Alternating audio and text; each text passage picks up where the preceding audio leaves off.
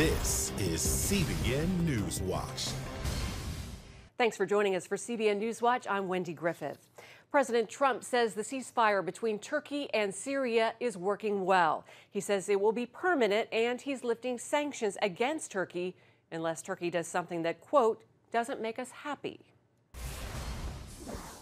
Turkey, Syria, and all forms of the Kurds have been fighting for centuries. We have done them a great service, and we've done a great job for all of them. And now we're getting out. Let someone else fight over this long, blood-stained sand.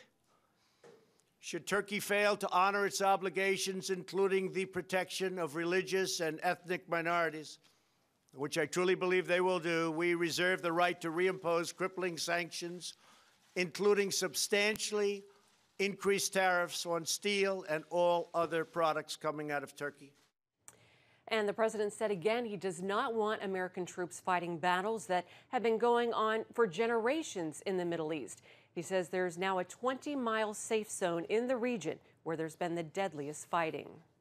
Well, despite the ceasefire, CBN News contributor Chuck Holton says there is still fighting in parts of northeast Syria.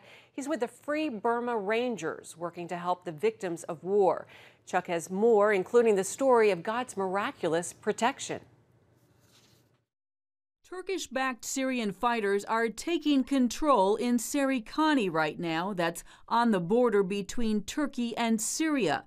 CBN News contributor Chuck Holton is there with the Free Burma Rangers, providing medical care to anyone who needs it. Many of the homes inside Serikani have been set fire to, from what I'm told. We can see the smoke in the distance. There are still sporadic bouts of fighting in this area between the FSA forces and the Syrian Democratic forces. There are also mortar attacks and bombs from drones being dropped.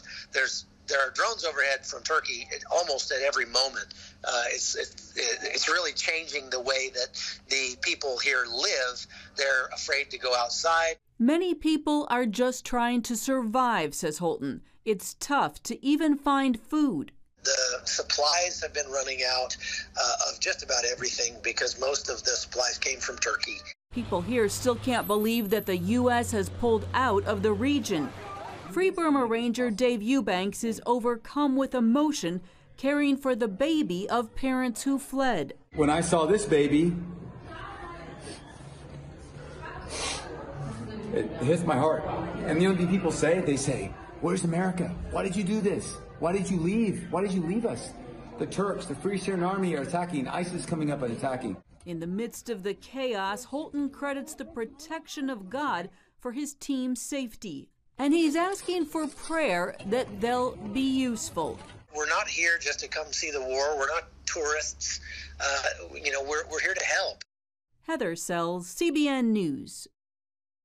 Thanks, Heather. Well, back in Washington, President Trump is describing the impeachment inquiry as a lynching. As Mark Martin reports, Democrats say that's offensive language, but some GOP lawmakers are defending the president's comment. Senator Lindsey Graham plans to introduce a resolution condemning the closed-door impeachment inquiry, which he calls illegitimate. We cannot allow future presidents and this president to be impeached based on an inquiry in the House that's never been voted upon, that does not allow the president to confront the witnesses against him, call witnesses on his behalf, and cross-examine people who are accusing him of misdeeds. One of those witnesses, acting U.S. Ambassador to Ukraine Bill Taylor, testified Tuesday that he was told that if the president of Ukraine did not announce he was launching the investigations, President Trump would not release aid to Ukraine or agree to a White House meeting. The testimony also said Trump repeatedly told officials he wasn't after a quid pro quo, but established a trade between the U.S. aid and the investigations. A White House statement calls Taylor's testimony a triple hearsay and said the career diplomat is a radical, unelected bureaucrat. Vice President Mike Pence insisted there was no quid pro quo. The American people can read the transcript of the phone call the president had with President Zelensky, and they will see there was no quid pro quo. But Democratic Congressman Andy Levin of Michigan found Taylor's testimony troubling. In my 10 short months in Congress, it's not even noon, right? And this is my most disturbing day in Congress so far. Meanwhile, the president is under fire for describing the impeachment inquiry as a lynching. But how dare he compare our constitutional obligation for oversight to a hate crime? But on the CBN News program Faith Nation, a member of the Trump Leadership Council, Dr. Bill Bennett, said it was not a problem to use that word. The president is visceral in his reactions. I don't know if you've noticed that, but he tends to say the first thing that comes into his head. Yeah, I think it's okay. As I think you pointed out, high-tech lynching is what Clarence Thomas said. The Clinton protesters talked about lynching. Lynching has become a term much more broadly in use. On the issue of those closed-door hearings, Democrats say they plan to hold public hearings in coming weeks. Mark Martin, CBN News. Thanks, Mark. Greg Jarrett, Fox News legal and political analyst, says even before the election, there was a witch hunt for President Trump. And that's the name of his new book, and he's calling it The Greatest Mass Delusion in American History. He talked with Pat Robertson about who's behind it and the possible crimes by key government leaders. Jarrett says at the top of the list is Rod Rosenstein and says it all started with an act of vengeance against the president. So in a fit of pique and spite, he decided to investigate the president, even though he knew there was no collusion. At the same time, he then plots with Andrew McCabe behind closed doors to wear a secret wire and recruit cabinet members to invoke the 25th Amendment. And when it's all discovered, he rushes to the White House begging for his job. He boards Air Force One, and the president asks him, "Is this true? Did you do this?" And Rosenstein lied to the face of the president. I interviewed the president for more than an hour in the Oval Office. He told me the whole story. Have anybody been prosecuted? You've got these actors who were trying to destroy the president of the United States and doing so under the guise of the FBI. Have any of them gone to jail for doing this? Not yet. But as I write towards the end of the book, you know, the only cure for a lie is the truth, and the only remedy for lawlessness is justice. A reckoning awaits, and it's happening as we speak. We expect any day now the Inspector General's report to come out. I think it will be a damning indictment of some of these actors I've named in the book. But more important than that, the Attorney General William Barr appointed a very fine U.S. Attorney John Durham to launch an investigation of how this could happen, how the President of the United States could be victimized like this and essentially held hostage for 2.5 years based on no evidence. We recently found out Durham has now expanded the probe, which, as a lawyer, tells me he's already found considerable evidence of corruption and potential crimes. Greg Jarrett's new book is called Witch Hunt. A federal civil trial in San Francisco could be the biggest pro-life case in 20 years. Planned Parenthood is suing the Center for Medical Progress founder David Daladin and others for producing undercover videos. The videos show Planned Parenthood officials discussing the procurement and sale of fetal tissue. The videos sparked national outrage and congressional investigations. Both the House and Senate released reports documenting evidence of illegal actions by abortion providers and fetal tissue procurement companies. However, in court, the pro-life defendants now face accusations of illegal wiretapping, trespassing, breaches of confidentiality, and more. Well, the American Center for Law and Justice is part of the team representing the defendants. ACLJ Executive Director Jordan Sekulow joins us now to bring us up to date on what's happening. Jordan, Planned Parenthood fought hard to keep those videos from being shown in court. What are they afraid of? Yeah. Planned Parenthood, since those videos were released years ago, has done everything they can to make sure they never get seen again.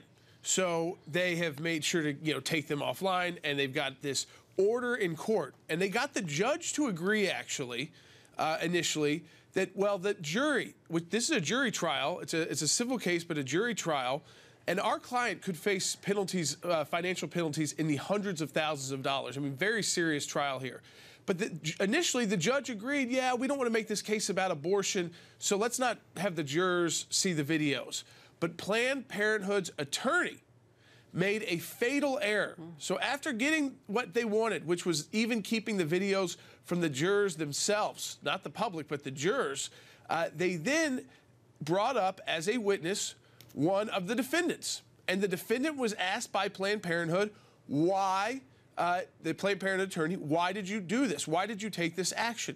And they said it was to expose what they believed was illegal practices by Planned Parenthood by illegally altering the abortion procedures, which is a violation of law, so that they could then profit from the sale of aborted babies' body parts. When that was said in the courtroom, guess what? The judge said, we now have to show the jurors these videos, and now, and we've got reaction, our legal team that's there representing our client said the jurors have been shocked by what they've seen in the videos. They've been shocked by the testimony of the Planned Parenthood abortionist, like the one who said, what do you want from this on the video? And she said, a Lamborghini. And she said that was a joke. But, you know, I think Lamborghini to her, like for most people, just represents lots of money, lots of cash. I want to make a lot of money off this. So the jury is now seeing all of this, which is very good for our clients. It's horrendous. I mean, this is, think about as a journalist, this is investigative journalism under attack by an abortion provider. And it cannot be this can't be allowed to stand. It doesn't matter really what side of the issue you're on. This is about silencing speech. It's about silencing investigative journalism, which is kind of a hallmark of the freedom of the press. Well, not only the attorneys, but the judge also worked hard to keep the videos out of the courtroom. Yeah. Why did he do that?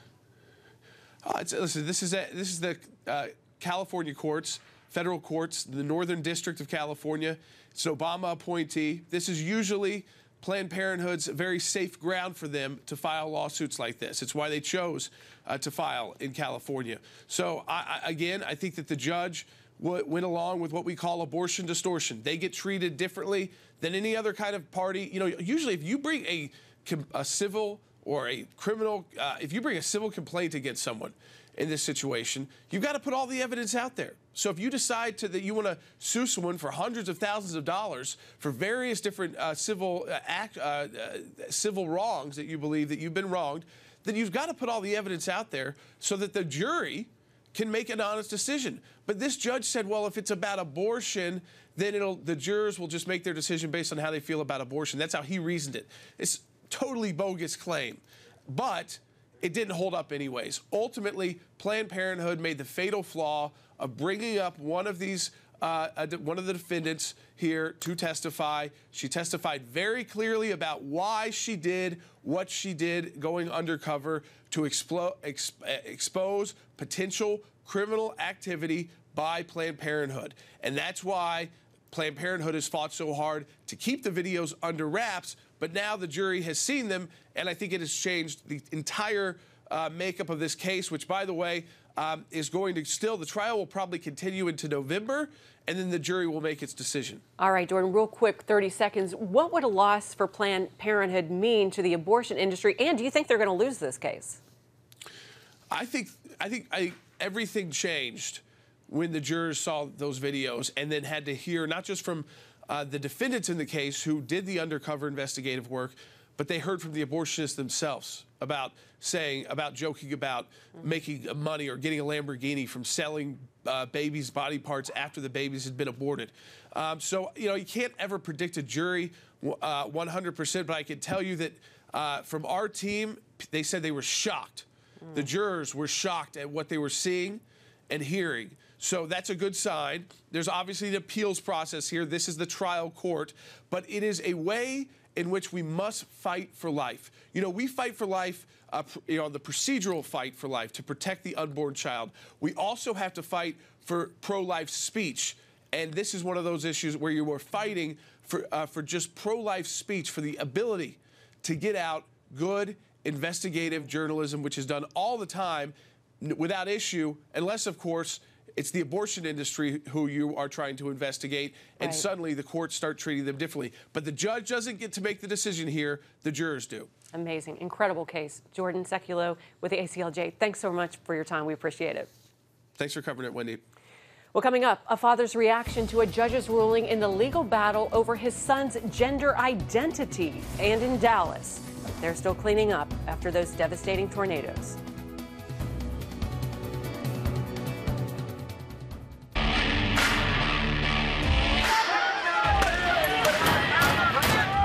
To have sex before you marry is a bad idea. Don't tell me there's no such thing as gun violence.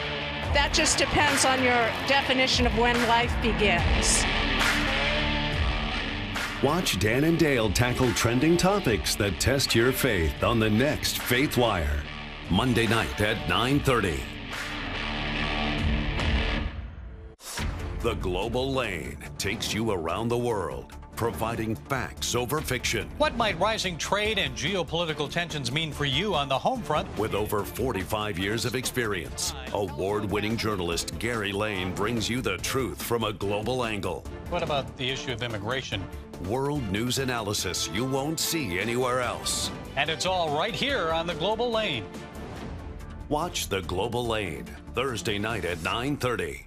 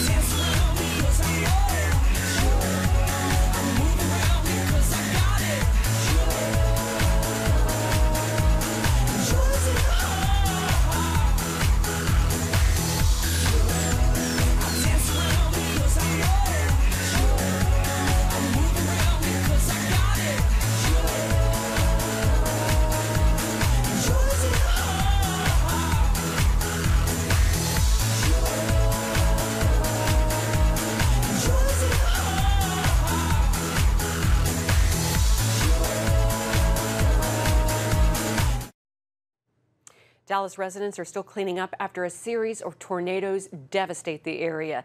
9 tornadoes swept through Dallas Sunday, including a powerful E3, whose 140-mile-an-hour winds ripped a 15-mile path of destruction. About 300 buildings were destroyed or suffered major damage. Thankfully, there were no casualties. Power has been restored to some 130 customers, but some people remain in the dark. Well, a Texas father has lost his legal attempt to stop his ex-wife from turning their 7-year-old son into a girl. LifeSite News reports a jury and judge ruled against him in this case. Their son, James, will now be called Luna. Conservative commentator Matt Walsh tweeted, quote, "I can't get over this case in Texas. A mother decided that her 7-year-old boy is really a girl because he likes the movie Frozen." Walsh went on to say, "I don't think people realize just how monumental this case is. We've just crossed a threshold as a society. There's no going back. These are very dark times." And you can find the full story at cbnnews.com. Well, a great big new adventure for Tyler Perry. He tells Studio 5 all about it and the purpose behind it. Yeah, I got the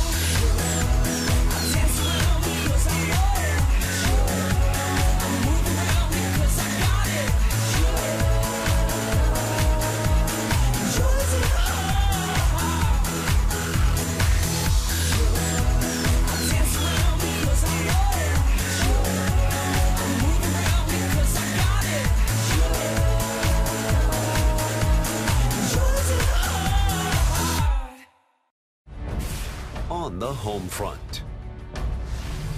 Thanks for joining us for CBN's On the Home Front, where we highlight what the men and women of America's military do to defend our country. CBN honors the men and women in our military with an initiative called Helping the Home Front. It partners with churches across the country to meet the needs of their military families, from repairing homes to wiping out medical bills for wounded veterans.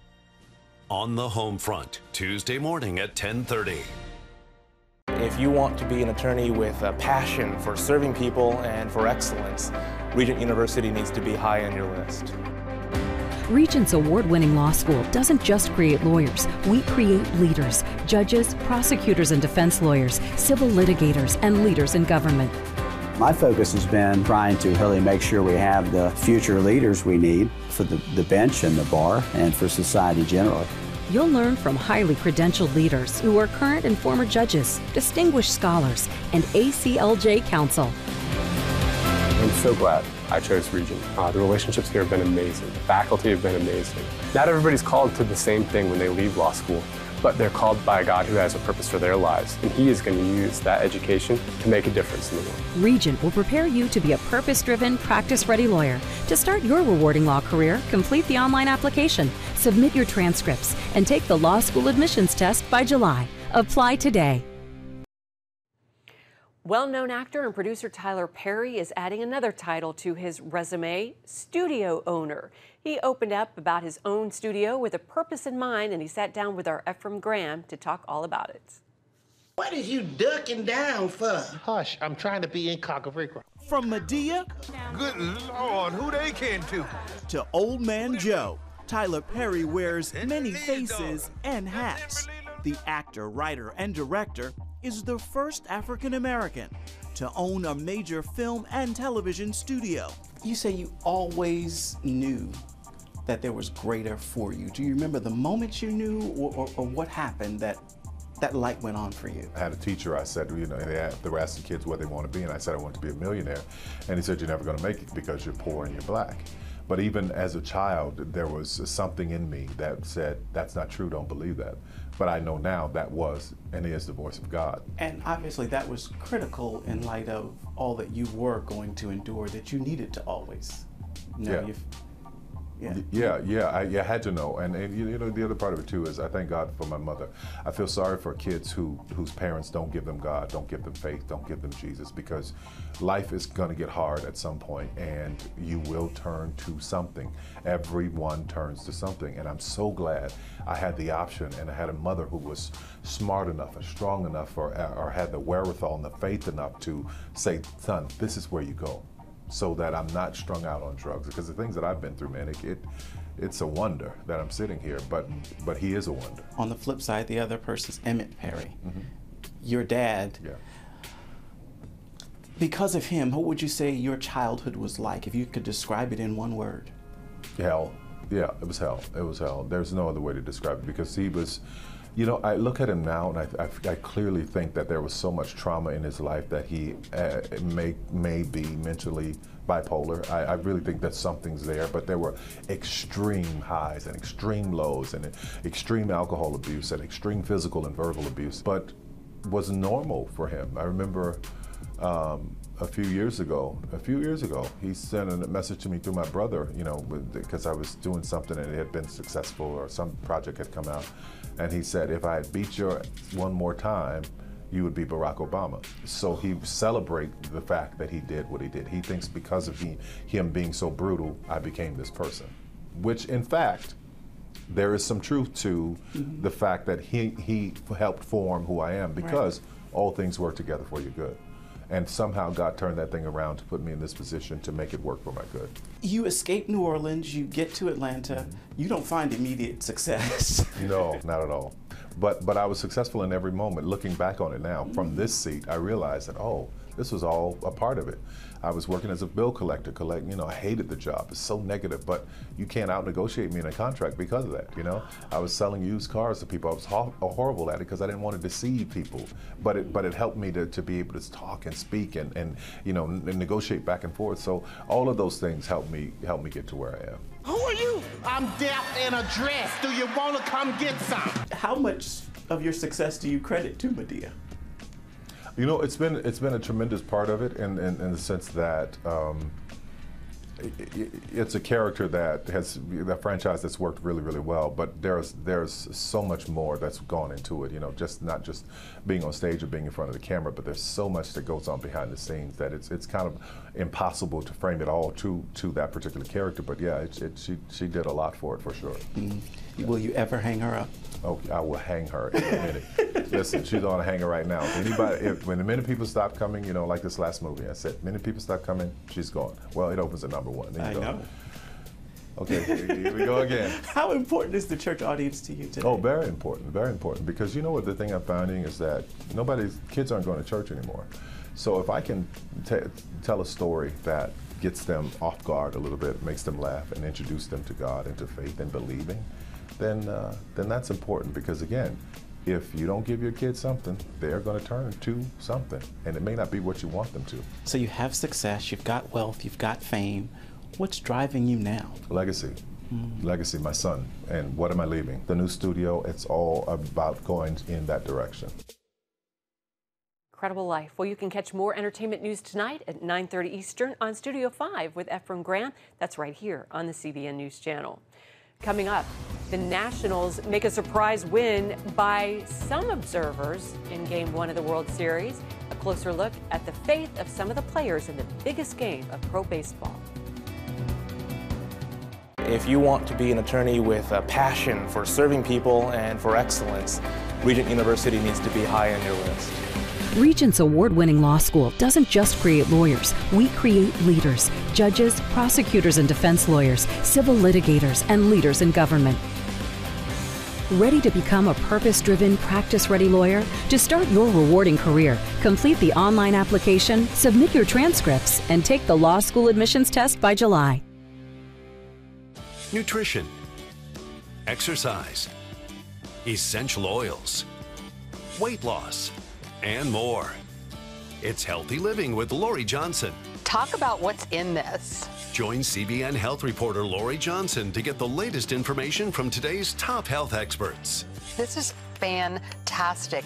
Find out what you need to know to live a healthier life.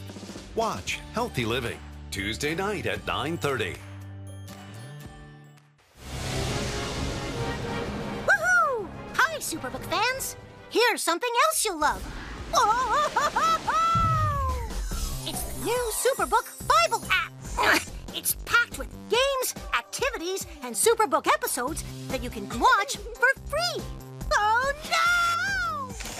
There's trivia, a fun daily devotional, and answers to your Bible questions. Plus, an easy-to-understand Bible the whole family will enjoy. You can even create your own Superbook character. Ta-da! Whoa! The Newsburg Falls man. Sorry, pardon me. Sorry, excuse me. Ouch! Are you getting this? Earn super points to win daily prizes too, and so much more. Time to get back to my adventures. See you soon. It's the new Superbook Bible app. Free downloads on iTunes, Google Play, and Amazon. The Washington Nationals beat the Houston Astros 5-4 Tuesday night in the first game of the 2019 World Series, thanks in large part to a stellar performance by 20-year-old phenom Juan Soto. The matchup was historic for the Nationals, making this the first time the team has ever won a World Series game, ever. A focus on faith and prayer has been central for several of the key Washington players, including Soto. Throughout the season, numerous photos showed him kneeling on the field with fellow National star Victor Robles praying before games. Soto said his family has also prayed with him over the games, and it's a blessing from God to play in the big leagues and play like he has. I'll bet. That's going to do it for us. Remember, you can find more of our programs on our news channel anytime. We'll see you next time. God bless.